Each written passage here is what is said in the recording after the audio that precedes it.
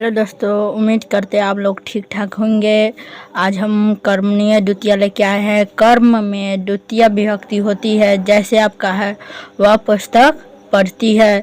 उसका दूसरा असहयोग शुद्ध भाषा सहयोग है, उसने पुस्तक को पढ़ती है। तो आपका उसने पुस्तक को पढ़ती है, तो आपका उसने करता हुआ, पुस्तक आपका कर्म हुआ, पढ़ती आपका क्रिया हुआ। समझे? अब इसको बनाना कैसे? उसने का सा हो जाता है, पुस्तक आपका पुस्त कम हो जाता है। अब पढ़ती है, तब पढ़ती का आपका पठ होता है, तीता होता है, तीता अंति वाला में के ती आया हुआ है, पठती। दूसरा में चलते हैं, राम ने फल को खाता है। तो आपका दूसरा भी शुद्ध भाषा सही लिख सकते, राम फल खाता है। तो राम का आपका रामा हो जाता है, आपका फल का फलम हो जाता है, म में आपका हलंत लगेगा, खाता को खाड होता है, ती अंतिम में के ती आया है, खाडती। चलिए आपका दूसरा ये है, अभित परित सर्वत योग्य द्वितीया। इन शब्दों के योग में द्वितीया विभक्ति होती है। इन शब्दों के योग में द्वितीया विभक्ति होती है। चलिए दूसरा है, अभिता का मतलब होता है दोनों ओर, परिता का मतलब होता है चारों ओर, सर्वतः का मतलब होता है सभी ओर, मतलब कि सभी ओर। जैसे आप लोग सभी ओर के कहते हैं देखिए उखिए, उस होता है। उभयतः का मतलब होता है दोनों ओर, मतलब कि दोनों ओर कोई काम भी होता है। तो यथा का मतलब होता है आपका जैसे। गांव के चारों ओर पर्वत है।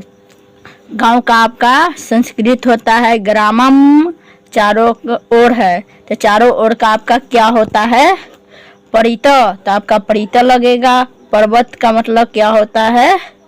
पर्वत है। तो आपका ताती अंति, तो आपका एक वचन लगेगा, तो पर्वता संति लगेगा आपका। चलिए दूसरा है, गांव के दोनों ओर नदी है। तो आपका गांव का क्या होता है? ग्रामम। और दोनों ओर का आपका क्या होता है? तो आपका अभित लगेगा। नदी है, तो आपका नदी भी हो सकता है या नदीम हो सकता है, आपका अस्थि लगेगा। गांव के सभी ओर वृक्ष है, तो गांव के सभी ओर वृक्ष है, तो आपका गांव का क्या हो जाएगा? ग्रामम। सभी ओर का क्या होता है? देखिए सभी ओर, तो आपका सर्वतः है, तो आपका सर्वतः लगेगा। वृक्ष है, वृक्ष का आपका वृक्षा होता है, संति आपका लगेगा। विद्यालय के दोनों ओर पहाड़ है, तो विद्यालय का क्या होता है? विद्यालयम। और दोनों ओर है, तो दोनों ओर का आपका क्या होता है? उभयत होता है, तो उभयत होगा। पहाड़ है, पहाड़ का आपका क्या होता है? पर्वत, तो आपका पर्वत होता है। जैसे पर्वत है, तो पर्वत का मतलब होता है पहाड़, तो आपका पहाड़ है जो पर्वता, उसमें संति आपका लगे। चलिए आगे चलते हैं, पढ़ते नुधिंग निक्षांतरेण या वद्भ्य।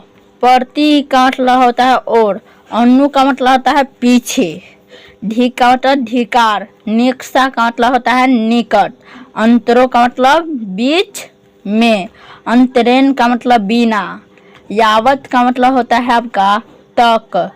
शब्दों के योग में द्वितीया विभक्ति होती है। जैसे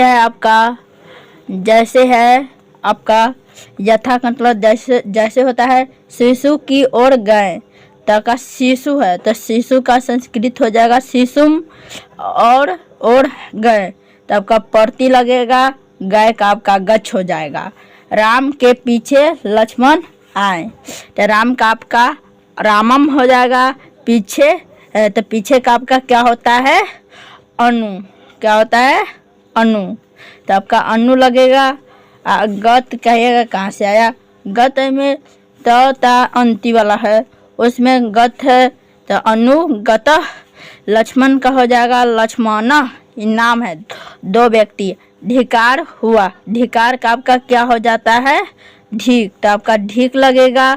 हुआ, तो अभक्तम लगेगा। घर के निकट नदी है, तो घर का आपका गृहम हो जाएगा। निकट का मतलब निकट इसमें था, निकट का मतलब निक्सा, तो आपका निक्सा लगेगा। नदी नदी है तो आपका नदी, तो नदीम हो जा सकता है और नदी भी हो सकता है, उसमें आपका अस्थि लगेगा। कृष्ण के बिना राधा अनुरूध है, तो आपका कृष्ण कृष्ण का हो जाएगा कृष्णम, म में हलंत होगा। बिना राधा अनुरूध है, तो अन्ना के बिना का हो जाएगा अनुसरण। राधा अनुरुद्ध है तो राधा खिन्ना।